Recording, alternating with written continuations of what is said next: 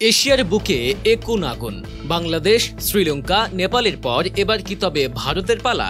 যে গণবিক্ষোভের ঢেউয়ে টলে উঠেছে একের পর এক সরকার, সেই একই ঢেউ এবার আছড়ে পড়েছে ভারতে।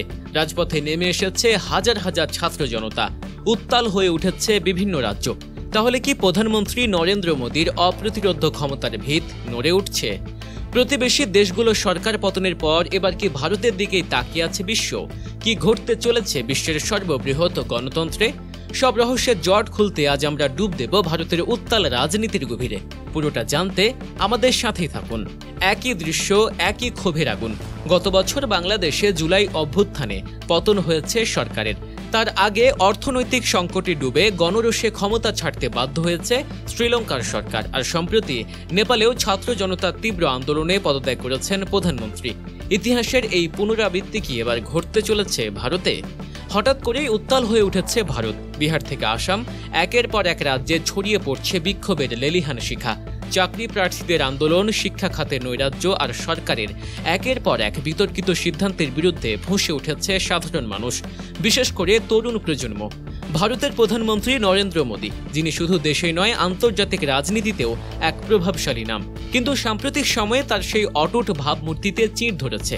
একদিকে মার্কিন যুক্তরাষ্ট্রের মতো দেশের সাথে বাণিজ্য ও শুল্ক নীতি নিয়ে চলছে টানাপোড়েন, অন্যদিকে দেশের ভেতরে বেকারত্ব আর শিক্ষা খাতের অব্যবস্থাপনা নিয়ে বাড়ছে তীব্র জন অসন্তোষ।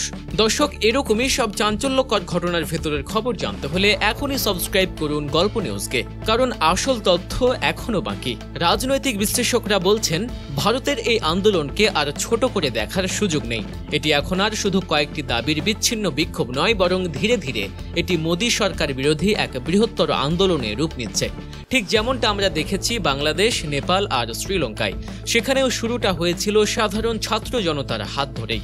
ভারতের তরুণ সমাজ আজ ঐক্যবদ্ধ। তারা জানে, ঐক্যবদ্ধ থাকলে পরিবর্তন আনা সম্ভব।